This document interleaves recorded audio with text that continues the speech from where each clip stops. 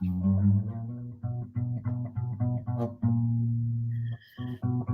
Andre. Hey, Tara. Happy Saturday. Yeah, salam. What's going on? Well, I thought you were gonna play some music for us. Yeah, but I get, it's funny, right? It's like I can be so outgoing, get nude on the drop of a hat, whatever it is. But sometimes, I guess because I'm new to playing guitar, the idea of playing in front of people kind of makes me a little nervous. So maybe later, after I get warmed up a bit.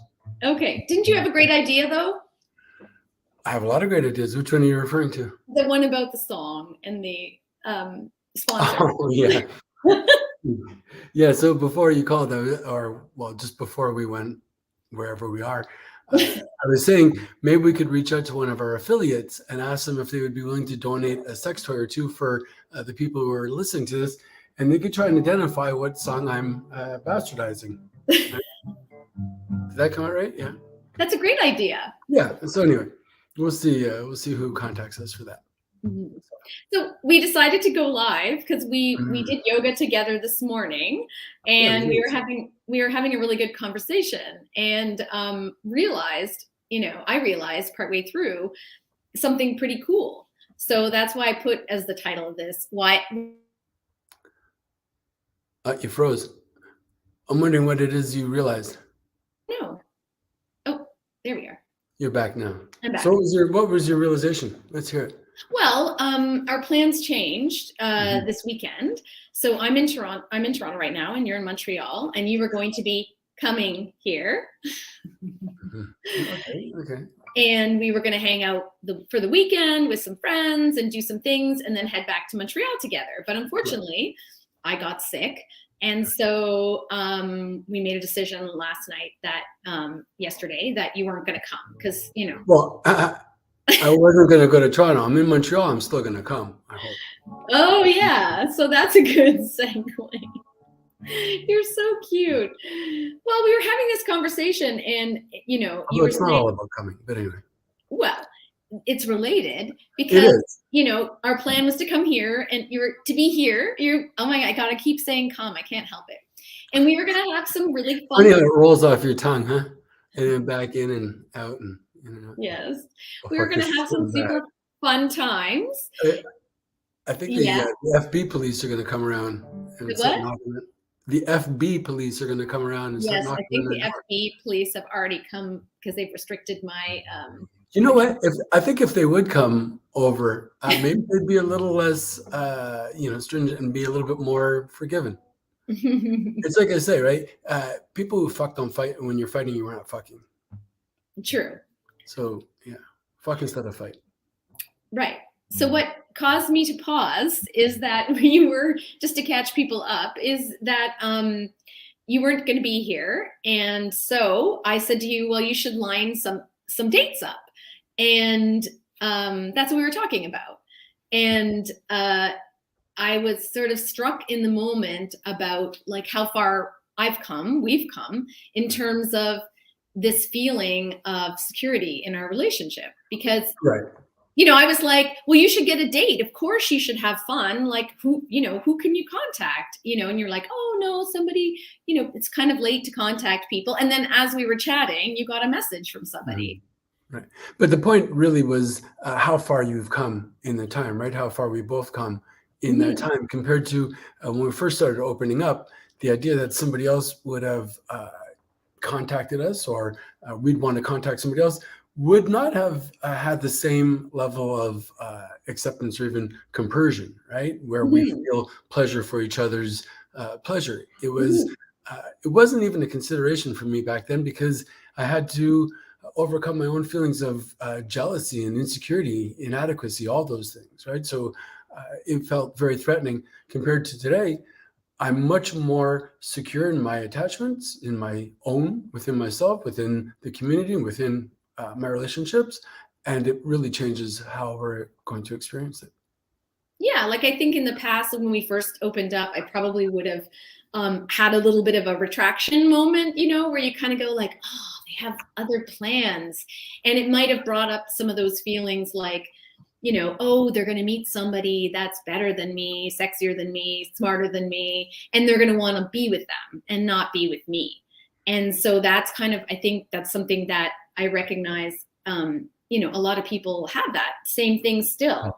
And it's not to say that I feel perfect every time. Certainly there's times where I don't feel as secure or have so much compersion, but I think that's okay. But I was really, I just it felt really good today to kind of like be really excited for you and say, like, of course you should go out. You know what I mean? It's a big difference. And so, like, we were sort of talking about our program and what we do and sort of like how we got to this point, and how we transitioned into feeling this feeling. Yeah. It's good to recognize the distance we've come in that way.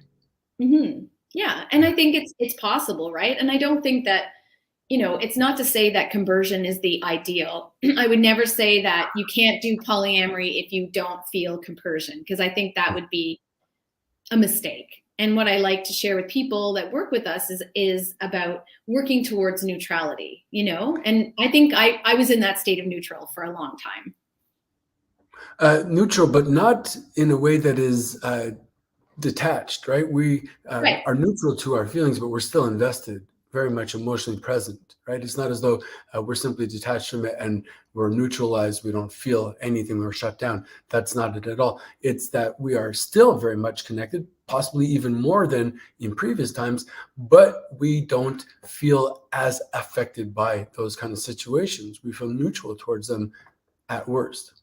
And then eventually we can offer other feelings like compersion.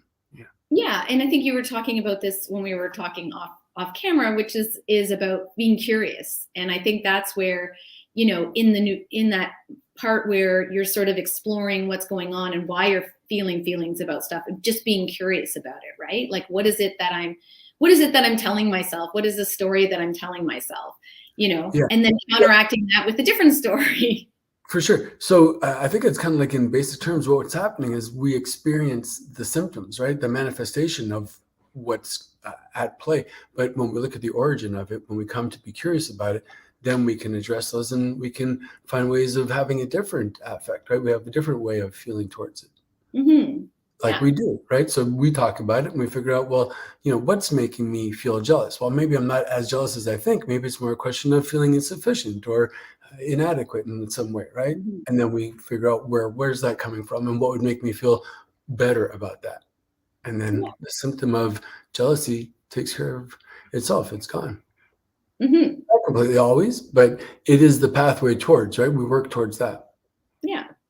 And there's like a lot of essential things. And I think what's great about what we do or what we have is the communication we can have about it. So I feel like I can share those feelings with you, tell you when I'm feeling something and, what circumstance is causing that. And then we can talk about, what we can do to help. Help that. But right now I'm feeling pretty excited for you because I'm happy that you're doing something. Like you couldn't come here. So, the next best thing is for you to have fun and do something. And yeah, sure, I might have some feelings like, some FOMO, like I feel like I'm stuck at home, but I can also find things to do and just be happy in your happiness. Mm-hmm. Yeah. That's awesome. Yeah. Well, I'm glad for that. And, I'll be honest and say that there are times when I'm quite happy for your abilities to do that as well, that I do take a lot of pleasure in that. Mm-hmm. But there's also times when I'm tempted to invest in those old feelings that might say, like, I'm insufficient or it's going to be the end of us or whatever it might be. Mm-hmm. Right. But, we do our own reflection. We talk about it and we live on to see the day. Well, I forgot what I was going to say. I was listening to you and I was so like, Anyway, that was we just wanted to share a bit of our Saturday chat. Yeah. And we're going to talk a bit more about, on Monday, we're going to talk about creating. The 3 C's. Yeah, the 3 C's. Well, the 3 C's, should we tell them what they are? Do it. But I'm gonna be jumping off in before it turns to 10. That's my number. Well, on Monday, we're The going three to talk. C's quickly are Well, I wanted to say what we're talking communication. about on Monday. So, yes, communication, clarity, and connection. Those Yeah. are the three main pillars of how to create successful, secure, open relationships, which is what we're going to talk about on Monday, being intentional about creating your relationships. And so the intentionality, the clarity is what part of the three C's that we're going to talk about on Monday. Well said, Tara. Yay. Yay. Okay. Well, thanks, my love. I miss you. Thanks for doing yoga with me this morning. That was Well, awesome. thank you for the invite. That was lovely. Okay. All Bye, right. everyone. Have a great Saturday. Oh, let us know what you do.